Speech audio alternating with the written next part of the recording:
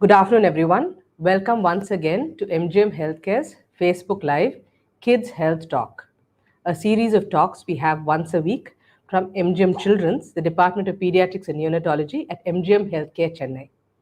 In the series of talks, we like to have pediatricians, members of our pediatric team, pediatric super specialists, and associated consultants to come and give us talks on children's health, which we think that parents and families will find useful.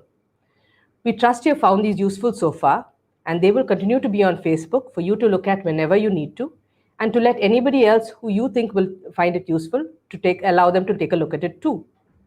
We thank you for your support so far, and this has helped us bring to you many more talks. Before we continue, let me tell you that at MGM Healthcare, we are, especially along with the rest of the world, we are supporting World Breastfeeding Week from August 1st to August 7th, where the topic is support breastfeeding. It's a responsibility for all of us. So along with everyone, let us support every breastfeeding mother, as breastfeeding is so important for the baby and the mother. Today, it is our honor to have with us Dr. Radhika Ramesh. Dr. Radhika Ramesh is a senior consultant in fetal medicine. Dr. Radhika does scans on mothers when they are pregnant, when the baby is inside the mother's uterus. At this stage, the baby is called a fetus. So her specialty is fetal medicine. So she looks and evaluates these babies while the mother is still pregnant. It is a very important specialty just before the baby gets born. I'm sure many of you have questions about what are these scans, what do they look at? So Dr. Radhika Ramesh is here to answer those questions. She will do this in 2 sessions. The first session is today. The second session is in September, in the first week of September. We hope you will join us for that too. In this first session, we will talk to you about an overview of scans in pregnancy, all that a parent needs to know or a family needs to know. In the second session, we will talk to you about what if something is abnormal in a scan? What do we do next? So please join us for that session today too. Without much further ado, let us continue. Welcome, Dr. Radhika. Thank you, Dr. Nisha. It's a privilege to be here doing this live session for MGM Healthcare, Varam, and MGM Children's. Fetal medicine is a specialty which many of you are not aware of. It's a specialty. It's a subspecialty of obstetrics, actually. So when the obstetrician is taking care of the mother, looking at the blood pressure, sugars, the baby's, the fundal height, the baby's growth and everything, we focus more on the baby because the baby is still in the womb. It's not visible outside. So what we do is we have a machine. It's called an ultrasound machine. We use sound waves which go through the maternal abdomen. And the computer actually processes the sound waves and creates an image. So we have an insight into what your baby is. So we get a lot of information by looking at the baby at various stages of pregnancy. Actually, I have to thank Dr. Nisha for framing the topic, like what an expecting parent should know. Because see, you're a parent, you're not a patient. So something physiological is happening and something good is happening. So you're not a patient and you're not to worry about anything. So you're looking forward for a joyful experience. And we, as a fetal medicine specialist, we have an insight into your baby. So we add on to your joy and make your journey more enjoyable. Thank you, Dr. Radhika. We'll go ahead with the first question. To start off, can you give us an overview of how you assess a mother during this entire pregnancy? How often do you need to do ultrasounds? From what date do you start? We start as early as possible. So as soon as you miss a period or you had confirmed the pregnancy by a Precard test. So from 6 weeks onwards, we can have a look at the baby. So when we are doing an early scan, that is before 10 weeks, between 6 and 10 weeks, the baby is small. So we make sure the baby is growing inside your uterus and the heartbeat is started already. and we measure the small fetal pole, and we make sure that matches with your LMP. And also we make sure the adjacent structures to the uterus, like the ovaries, they are okay, and there are no other additional masses. So we have a lot of information, especially when you had a previous miscarriage or bleeding during pregnancy, you had an ectopic pregnancy already. So now we know, we can reassure you, there is a baby growing inside your uterus, and there is heartbeat, and it is going along with your LMP dates. So that's the first early scan between 6 and 8 weeks we do. And then we follow it up. As a baby grows, we have to see the baby as it grows. Okay, so the next scan would be at the end of 12 weeks. So another scan at 20 to 22 weeks, and one more between 28 to 32 weeks. So overall, we'll do minimal 4 scans during pregnancy. So at each stage of pregnancy, we get information. So at each time, we look at different information. So as a baby grows, we get more information and more reassurance. So without any problem, there will be minimal 4 scans. As the baby demands, as the situation changes or any complications arise, we need to do more scans in pregnancy. Thanks, Dr. Radhika. So that gives us a good overview of how many scans are required. Now, I'm sure you have faced the concerns from families where they are concerned about ultrasound scans, whether they harm the baby, the mother, how often they're required, and is there any harmful effect on the ultrasound? Could you talk to us about that? Yes. See, as I told you, minimum is 4 scans. Okay. So when I say minimum, there are a lot more going to be there. So you're worried that each stage you're going to do scans, and each scan is going to take a lot of time. So my baby is going to get exposed to radiation or ultrasound waves. Is it safe for my baby? And my mother and grandmother, they had normal babies. They never had scans, and the outcome was good. So why do we need to look at my baby so many times and see what's happening? Your concern is, I understand your concern, but there is various studies have proved that ultrasound is completely safe during pregnancy. There is no radiation involved. As I told earlier, it's only a sound waves which go through an ultrasound probe and which pass through your abdomen and into the baby through various tissues like bone, subcutaneous tissue. So all these will have different patterns which will show up in a monitor, which will create an image of your baby. So there is absolutely no harm. And we also take care by using what's called the Alara technique, as low as reasonably possible. That is, especially when, as I told you, in the very early scan when the baby is growing, we just use the basic mode of scanning. So we don't use color imaging or Doppler imaging where the power is little higher. So as the babies, depending on how big or small the baby is, we spend less time and we use less technology. So to make sure your baby is safe through the journey. And ultrasound has been here for now many decades, and it's been proven safe throughout. So we don't have to worry about the safety at all. And we are here to make sure that you are safe. So don't worry, we'll take care. Thanks, Dr. Radhika. So, when I think sure many families have heard about the trimesters of pregnancy. Could you give us an overview? Because as I understand, each trimester, as you said earlier, we look at different things in a baby. So, could you tell us an overview about the different trimesters? Yes. The trimesters are basically they devised to organize the checkups, like how frequently they have to go to the doctor, what problems will arise in each trimester. So we divide the pregnancy basically into 3 trimesters. One will be up to 12 weeks or till 14 weeks now will be the first trimester. And 14 to 27 will be the second trimester. And 27 to the rest of the till delivery would be your third trimester. So in between, we can subdivide this into two, like early pregnancy till 10 weeks. From 10 to 14 would be a first trimester. And second trimester is a really long period. And third trimester is after 8th month, when you call it 27 weeks. We can call it as an early third trimester and late third trimester. All these subdivisions kind of tell you like how frequently you have to go to the doctor and how you have to organize your antenatal checkups. So till 14 weeks, the baby is growing slowly, and there is no issues, nothing to monitor. So you don't have to go to the clinic frequently, and you can just relax and rest at home. You can nurse your hyperemesis or whatever, enjoy your pregnancy. Later, when between 14 and 20 also, there is steady growth of the baby, and we can monitor that by having a monthly checkup.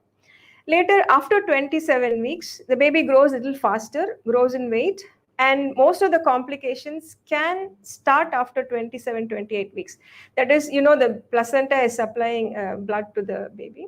So that function will start slowing, or many problems will start appearing in the third trimester. More so in the late third trimester, as I told you, after 32 weeks till delivery. So this time you need to see the doctor more frequently, because the fluid levels may change, the baby's position may change, you might develop hypertension, if you have sugars, those need under control, and you have to really plan your delivery to make sure the baby is born safe. So you need to see the doctor more frequently. So basically they divided initially the trimesters to make sure the woman gets care during the appropriate time. But as far as scanning is concerned, we have the same milestone more or less. So as I told you, 6 weeks, they confirm the pregnancy. And by 12 weeks, again, we reconfirm the baby is alive. Again, we reconfirm it's only a single baby. And we look at big, like major malformations in the baby, like the baby's skull is formed or not, or the major limb defects, or the abdominal wall is fused well or not. So those kind of major defects we would like to see. And also we use that window to screen. Screen means we look whether the baby has got a chance, higher or lower chance of having a chromosomal abnormality. So, and also we look at the cervix, that is the mouth of the uterus.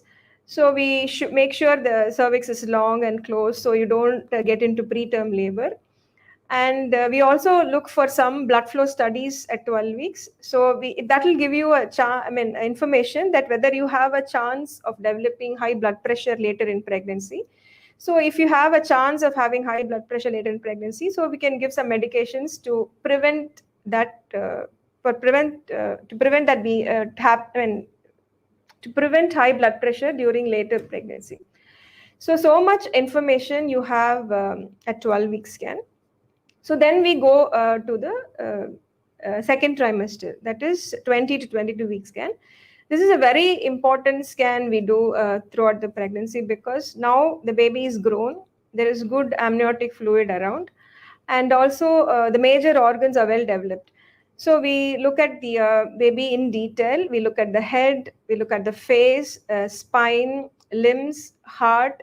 So we make sure that there are no major abnormalities in these. And also we look at the placenta and make sure it is not near the uterus mouth. So you may not develop complications like bleeding later in pregnancy. And also the amniotic fluid volume. So this is a major milestone. Actually, we had two major milestones. That is 12 weeks completed, baby is fine. 20 weeks completed, baby is fine. So these major milestones are crossed, and we know the outcome of the pregnancy is going to be good. So then after that, we don't do any scans unless we find problems in this 20 and 12 week scans. So then we go to the 27 to 28 week scan and make sure the baby has been growing well.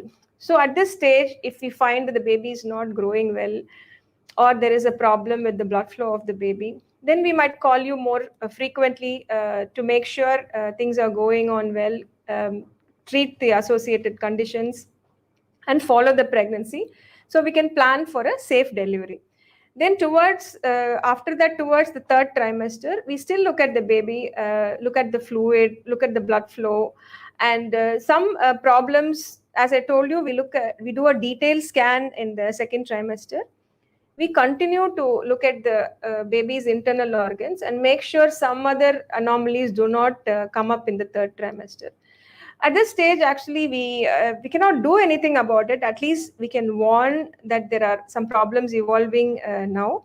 So when the baby is delivered, the pediatrician who is going to receive your baby is aware of what is happening, so they can plan the management. So ultimately, everything is towards a safe delivery. and preparedness. That is, most of the time we give you information so you're prepared for what's going to happen during your delivery and subsequently. So the trimester management is kind of plan your visits and see whether your milestones are crossed without any problems. So to take the journey much more smoothly. That's what it's about.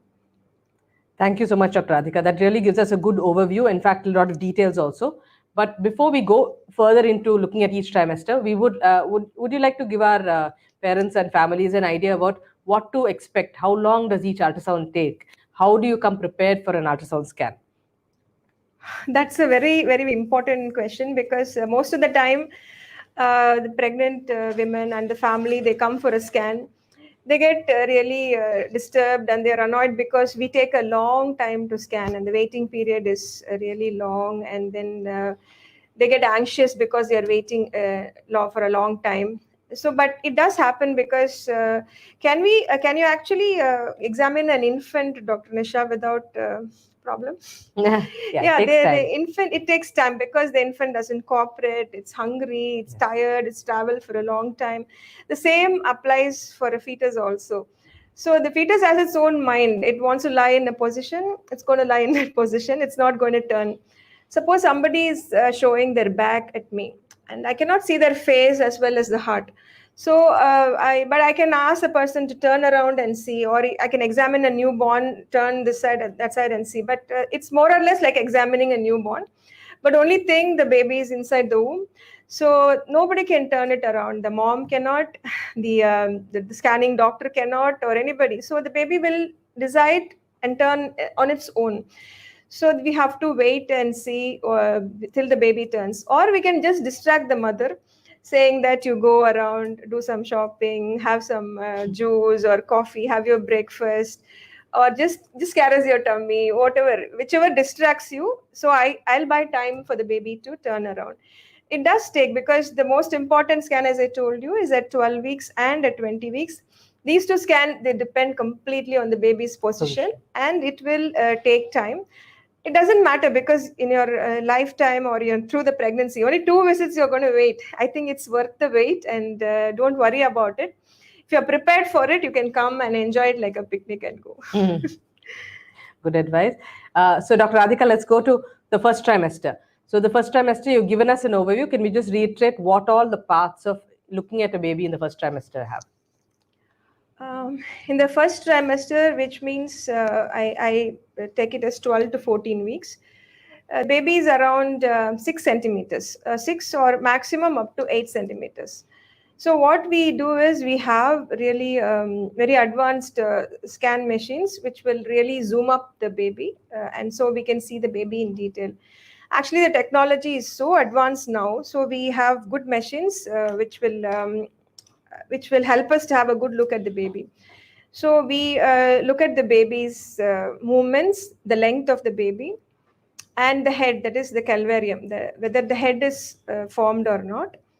And we look at the facial bones, and we look at the heart, look for major abnormalities. We look at the baby's limbs, look at the spine. So any major abnormality which is going to present at 12 to 14 weeks, we can have a look at the baby.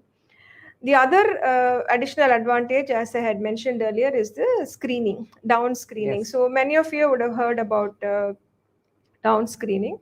There'll be a lot of queries about that also. Down screening is what we do with both ultrasound as well as blood tests. So in ultrasound, we make sure the baby does not have any major physical defects. First, we have to make sure. And then we measure a small measurement called a nuchal translucency measurement. That is, we measure the skin at the back of the baby's neck, and we also look at something called a nasal bone. It's not the external nose. There's a bone which is called a nasal bone. So with these two parameters, we also do a blood test, two biochemical parameters. This will tell us actually whether, combining all this, we'll get a number. So with that number, we'll tell whether the baby has a high chance or a low chance of having Down syndrome. So if you have, the baby has a low chance of having Down syndrome, and physically I'm going to look at the baby and the baby is fine. So that means the baby is going to have a very good outcome. It doesn't mean I mean, there's no need to do a 20-week scan.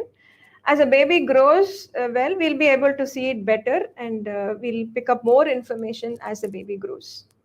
Thank you. Thank you so much.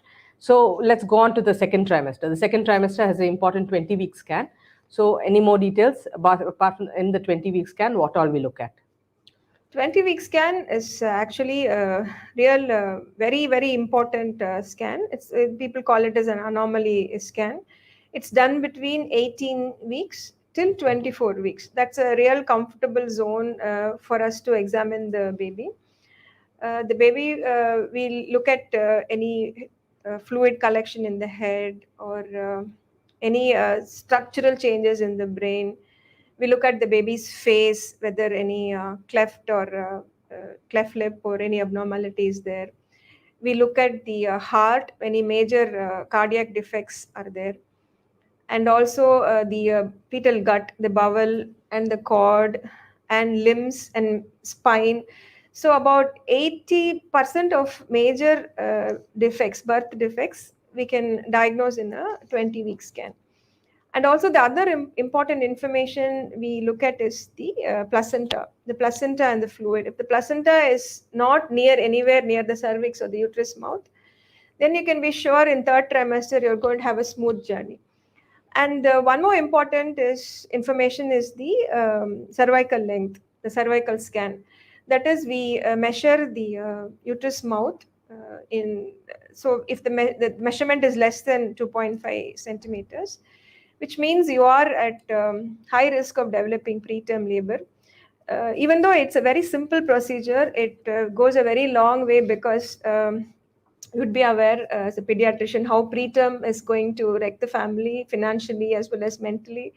So a preterm baby is going to cause, as they grow also, they run into problems. So when we can prevent something like that, prevent a preterm labor, when we measure the cervix and we make sure they go in for a surgical procedure like cerclage or medications like progesterone, or when they get admitted in a place where they can change the hospital setting, where they can have a doctor who can take care of preterm babies. So that information in a second trimester scan is an absolutely important information. It is not a big rocket science or something. It's a very simple examination which will actually help the family in the long run. So second trimester, this is all we look at. Yeah. And, thank you, Dr. Radhika. Lots of useful information. And then following this in the third trimester. So then there's a break of scans, and then we start again in the third trimester, right? Yeah, sometimes it's what we call it as a quiescent period in pregnancy. So once you're 20 weeks, you are assured that there's nothing wrong. So you are not looking for not anticipating any problems later till 28, 30 weeks. So unless there is something like she has a gestational diabetes, or she has suddenly developed preeclampsia, which probably we have been dealing with all that, like we have been predicting all the risks. So if all these are okay, I think we can just leave her alone to enjoy a pregnancy. Then we can call her around 28 to 30 weeks. That's again a transition period where the complications are likely to happen. So that time is primarily we focus on the baby's size, again the amniotic fluid volume, and the blood flow. Again, this will be, again from now on, it will always be a reassurance. We are not looking at any problems, unless there are some late problems can arrive, fetal anomalies, but they are not very common. So once you have made sure that everything is going on fine till 20 weeks, then you can only do reassurance scans unless the mother has some major medical issues. And as a baby is growing, we plot something called a growth chart. So we know that baby is growing along what centile, it's going along the normal birth weight, the community. So that's again a good reassuring scan. That's good to know, Dr. Radhika. So growth scans. Can you tell us more about this? How do we monitor growth? You talked about growth charts. Yeah. How do we monitor? How often do we monitor growth of the baby? Because definitely families are concerned about, is the baby growing well? Yeah, as I was mentioning, the growth chart, that's one important paper which the obstetrician will like to look at. So sometimes she may not even look at my report. She'll just look at the growth chart and say, oh, the baby is, from time to time, the baby is growing well. So all your measurements we take during each scan, we plot it in a graph, which will have the gestational age and the weight.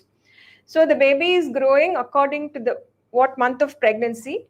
So as a graph is going above and we are happy. So when the graph is saying that the baby is growing less than what it should be, and there is a fall in the graph, then we keep our antennas high, like why the baby is not growing well. Or the graph goes above and say the baby is growing bigger than what it should be.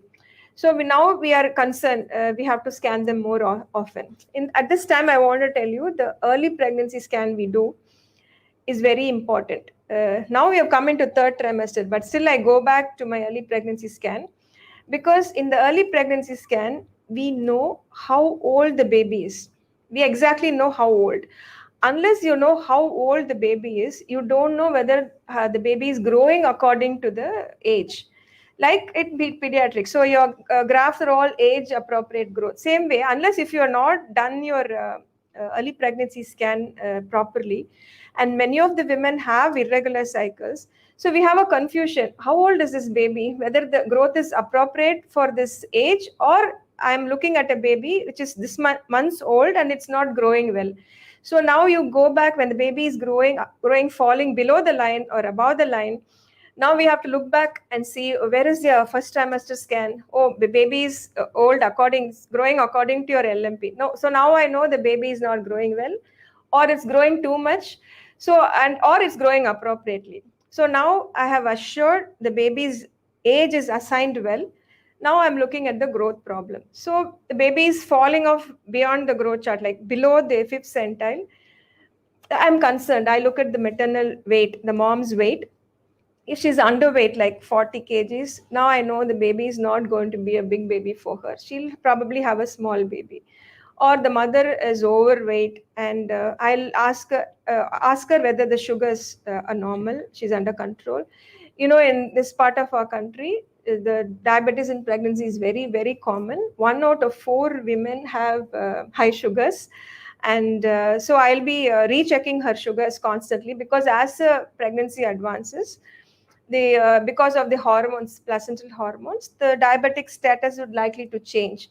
So sometimes the baby will tell me, I'm overgrowing. See, the mother's sugars are not controlled. You go back and see whether mother's sugar controlled. So the growth chart will help us identify that also.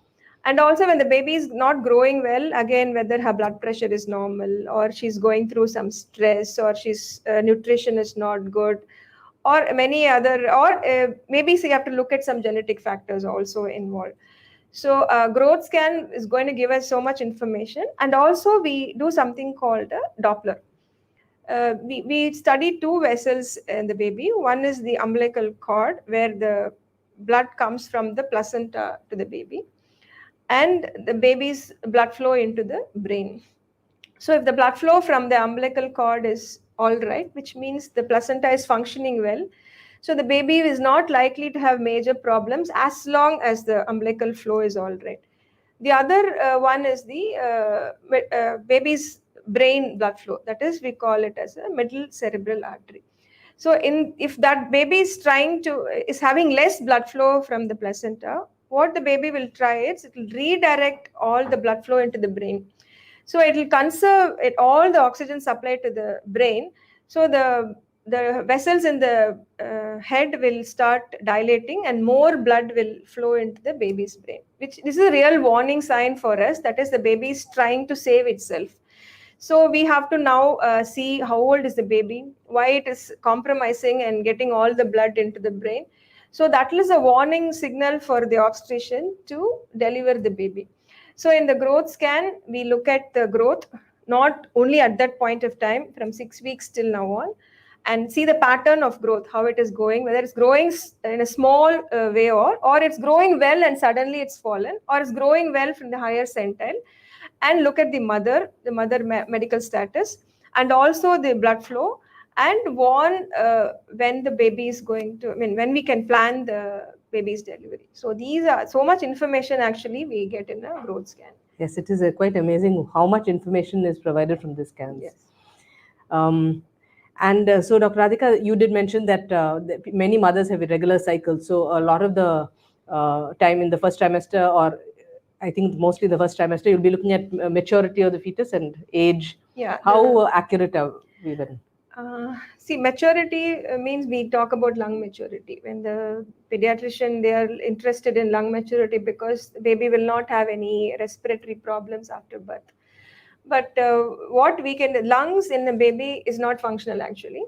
See, the lungs are growing because the baby gets the blood supply from the placenta, so the oxygenation. So baby usually does not use its lungs till its birth. So what we actually look at is the baby's age. When we are sure how old the baby is, we can be sure the maturity is assured. So the scans done right from the beginning will help you in assessing the maturity also. Sometimes we look at the markers like in baby's thigh bone, we look at some epiphysis. Some indirectly the bowel, how the baby's bowel looks. So these will tell us the baby is mature, ready to be delivered. But what will help us is assigning the correct age for the baby from the beginning. So that will give us a good idea of maturity for the baby. So it will help you all go through the neonatal period much smoother. Absolutely. Thank you, Dr. Radhika.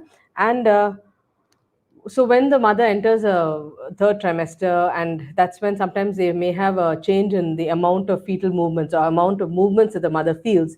So when a mother has a concern like that, what exactly? So I know that a lot of mothers have scans at that time. So what are we looking for in those scans? See, later in pregnancy, towards the delivery, that's what you mean. Yes. So that time, like as a baby is growing, the space is limited for the baby. So as a baby grows, the placenta also kind of starts kind of functioning less and less towards because its lifetime is going to end. So there is less fluid surrounding the baby. So there is no space for it to move towards the end of the pregnancy. The baby will move less. Our concern would be whether the baby which was moving well, I mean, she was perceiving the movements well, and suddenly the baby stopped moving or moving less, then it is a cause of concern because there's something which is not making the baby move. Either it is the less fluid, or the baby is too big, or there is not good oxygenation from the cord blood vessels. So in that case, we can do an ultrasound scan. We can look at the fluid, how much fluid is there, and we can have the idea of baby's weight, and also look at the blood flow. And also we can assure the mother by showing the movements of the baby on the scan. So she will go back, and we can guide her with the fetal movement chart. So the fact that we can see the baby moving and we can make the mother see that the baby is moving will be a reassurance for her if anxiety is causing her like less fetal movements. If towards the early pregnancy, like early or second trimester, the babies may not move much. For one day also, they will not move. So that time we need not alarm them and say like there's something wrong with the baby. So till the 28 weeks, as I told, it's a quiescent period. Once we have assured that 20-week scan is normal and she's got a low chance of developing complications, then we can reassure her. You just wait for a day, and if at least 48 hours then the baby does not move, then there is a problem, like whether stillbirth or not, we have to see. But after 28 weeks, if the baby or after 32, if the movements are not enough, then she has to have a proper ultrasound scan which will reassure her, or if there is any problem that will lead her to a delivery. Term scan, that's what you're meaning, or when they come with decreased fetal movements, which is a very, very common problem, and in the middle of the night or suddenly they realize that during the day my baby has not moved, an ultrasound scan will reassure them that everything is going to be fine. Okay, thank you, Dr. Radhika. Are there any other scans we do, special scans in the last trimester that for looking at the how good the baby is doing, how well the baby is doing, and how often? That's what, if they have less fluid, and if they have growth issues, if they have high sugar levels, and then you need to do more frequent scans, because there's no way of knowing them clinically. Yes. All these come into play, and more frequent. We are talking all the time about single babies, right? If it is going to be twins, then the problem is more. So if one baby is growing well, the other baby is not growing well, and how they are doing. So that becomes totally a different issue. But then the information you get during the third trimester scan will be more useful in a singleton, and it will be very much, I mean, it will guide the management in a twin gestation also. So that will be your term scan. And many of them will ask towards the towards the end of the pregnancy that they want to have a look at the baby's face. And the common query they have is whether I can, what you show is only all gray and white and black, and I want to really connect with my baby. Can I look at the baby's face? Yes, the technology is there where you can really look at the baby's face. You can kind of identify and match with your facial features also. But then all the 3D, 4D scans will depend completely on the baby's position. If there is good fluid in front of the baby's face and it's moving well, then you can get a nice prenatal photo. And that's one advantage, because it really connects the baby with the family, and they're really happy looking. How much ever information we give, like the blood flow to the brain or cord, or it doesn't really connect to them. They want to look at the baby's face. So 3D and 4D are the good tools to have a look at your baby's face. But you also have to understand the limitations. If the baby's position is good, it's good. If the position is not fine and the baby is showing its back, then we cannot see the face. Thank you so much, Dr. Radhika.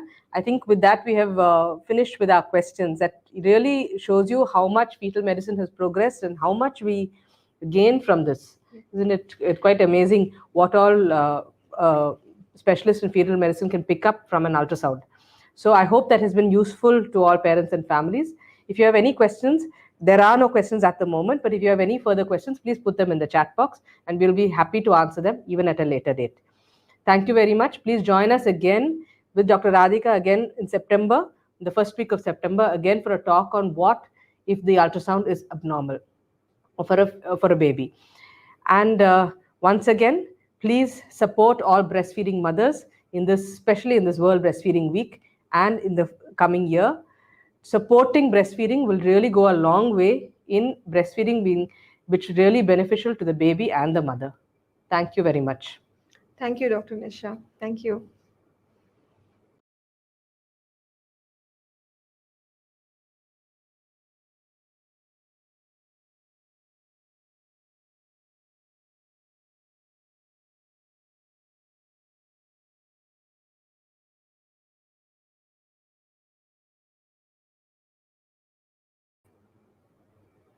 So there, just to answer, I think one question has come up that asks, what kind of intervention can a fetal medicine specialist do?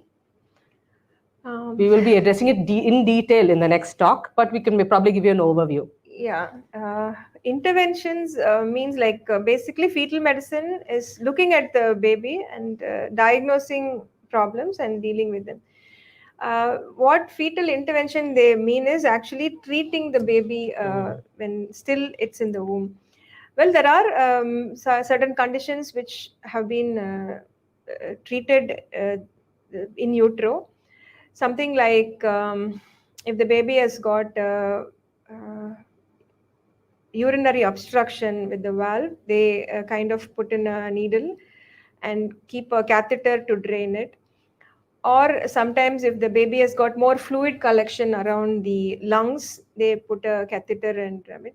The one more is, which is being time tested, is the RH incompatibility, where the mother is a negative group and the father is positive, and the baby happens to be a positive group, the second child most commonly. And when the baby becomes anemic because of the antibodies, they give actually blood to the baby to tide over the period in the uterus and then deliver. So that is one fetal intervention. There are a lot of diagnostic interventions available, which we can test the baby's chromosomes by taking the amniotic fluid or some tissue from the placenta. But the commonest therapy, if you want, the interventions we can divide into two. That is, when you want to diagnose a condition in the baby, or you want to treat the baby while it's still in utero. There are a few conditions which we can treat the baby in utero. Maybe we can discuss when we are discussing with the fetal anomalies in the next session. Yeah, diagnostic is like when, as I told you, Down screening, when it says there is a high chance of baby having Down syndrome, then we take fluid around the baby and actually test the baby's karyotype. So those are the common fetal interventions we do.